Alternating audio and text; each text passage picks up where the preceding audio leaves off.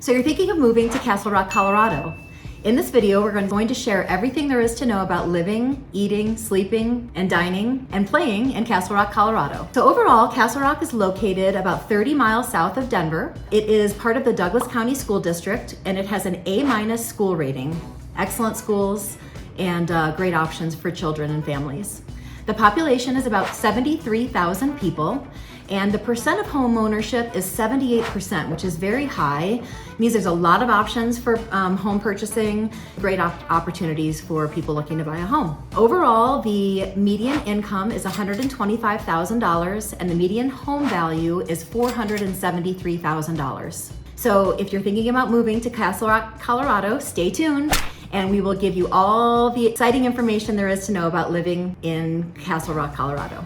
Let's get to it right now.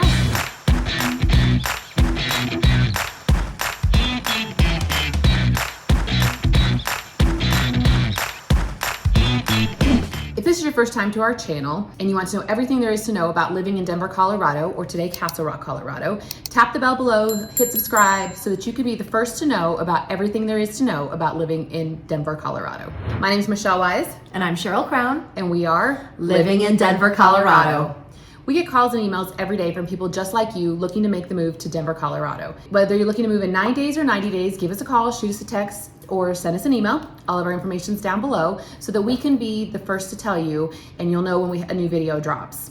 Also, while we are realtors in the state of Colorado and we would love to help you make that move, our main purpose with this video is to give you information about all the various towns and areas in Denver so that you can make an easy transition to Denver, Colorado.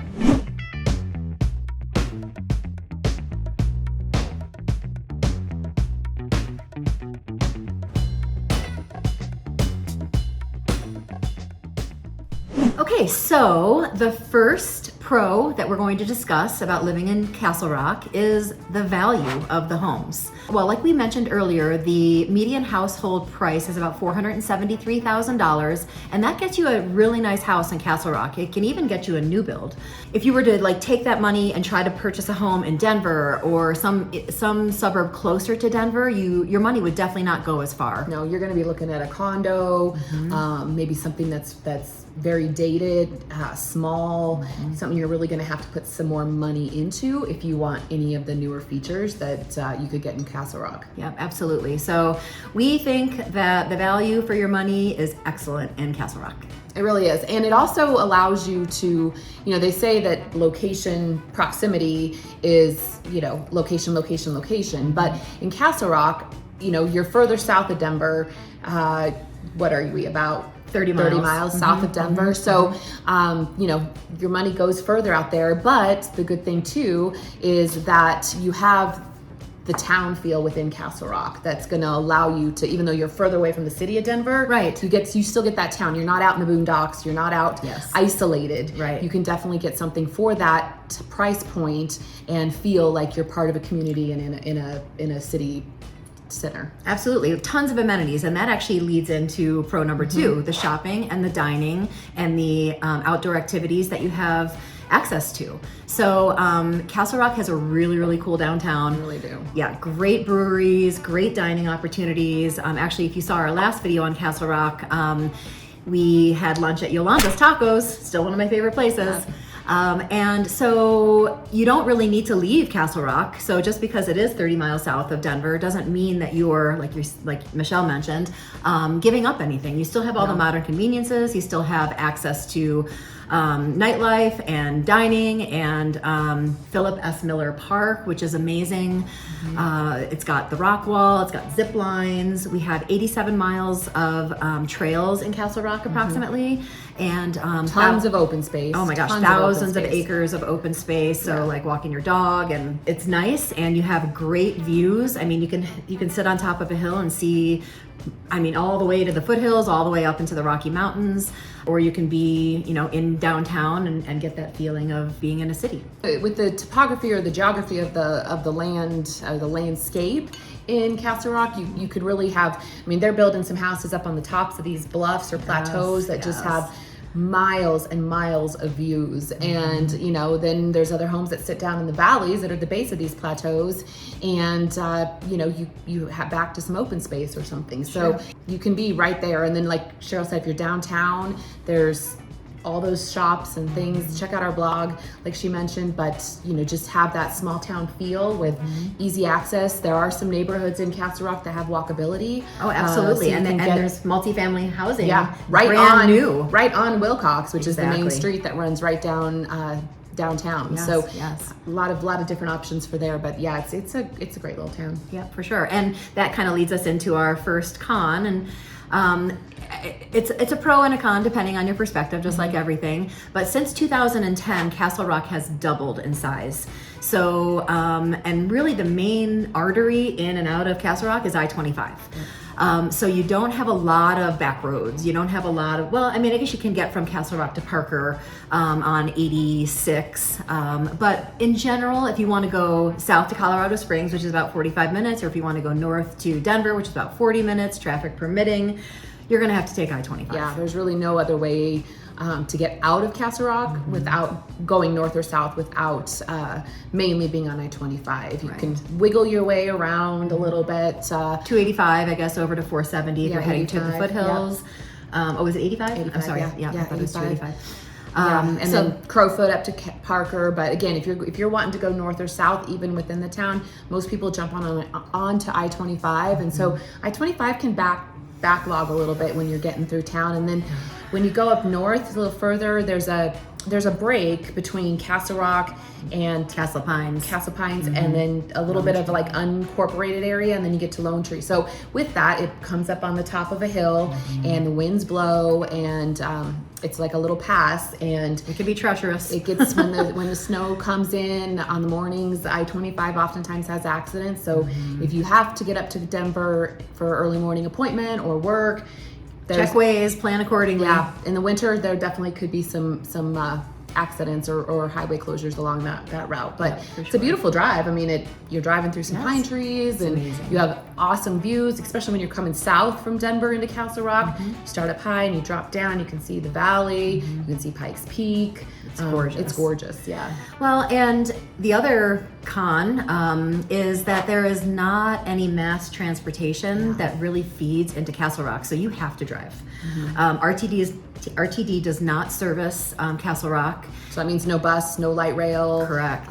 The closest light rail is in Lone Tree, which is Ridgegate, so you still have to go over that pass in order to get there. It's not too far, but it could be far. I mean, not really walkable. You have to drive. So or Uber, I guess you could Uber. But Castle Rock does have some options. They do have other services available because there is no RTD, and they're trying to help people that either don't have personal transportation or aren't willing or able to drive themselves. So if you need more information about that, let us know, and we'd be happy to do more research and get you more information on the other options available as far as public transportation go. Next pro would be Douglas County School District.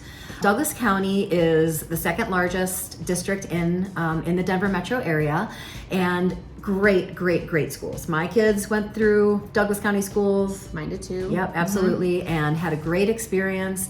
Great sports programs, excellent graduation rate, excellent test scores. And Castle Rock specifically has an A- reading according to niche.com. Most of the schools in Douglas County have A- or better, A-, A+. So if you are if you are someone that has children, or if you're not someone that has children, it's excellent to consider the quality of the schools, because it's going to help your property value in the long run. So when you go to resell, if you live in a place that doesn't have good schools, that could negatively impact the value of your home. It's definitely something to consider. And the neighborhood schools, they offer some charter schools and some private schools, but the neighborhood schools here in Castle Rock are phenomenal, and a lot of them have walkability. When you get to the outskirts of Castle Rock, because there are parts of Castle Rock that are rural, more rural on the outskirts, so there you're definitely going to have a school bus that can take your kids to school. But a lot of the local schools are within the neighborhoods, or pockets in the neighborhood, and so kids are walking and again, to proximity to school where you live if you ride a school bus.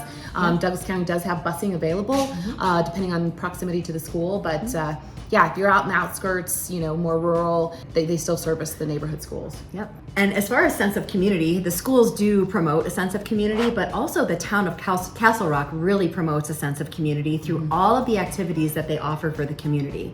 So in our vlog, you would have seen us in Festival Park. That's where we mentioned they host wine festivals, the famous starlighting on top of the actual Castle Rock. They have farmers markets, there are brew fests, you name it. Music in Art the park, fests, absolutely. movies in the park, absolutely. Yeah, and the cool thing about that Festival Park is that it's right down in the center of downtown Castle Rock, so the old portion of downtown, which the location can't be beat. And again, with the festivities, the only thing about that is sometimes it gets really crowded when they have those fairs. So parking's at a premium for sure. So that's where you need to plan ahead and think about that parking, because otherwise you'll be parking a ways down and trucking in. Yeah, that's true. And a lot of those events do sell out. Like I know the wine festival and the brew festival, they are so popular, and there are so many people that are moving to Castle Rock that they've become pretty, like you said, pretty crowded. And those certain ones require a ticket, but there's a lot that are free, and a lot that are just open to the public.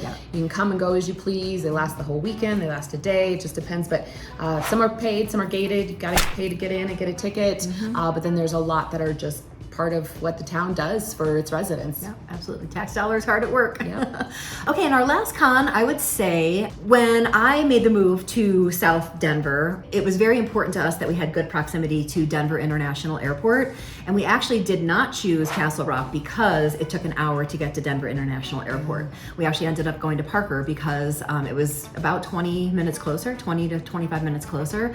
So from my perspective, and I don't know, Michelle, you agree, but I think that the proximity to DIA, if that's something that's important to you, that might be something that would prevent you from moving to Castle Rock.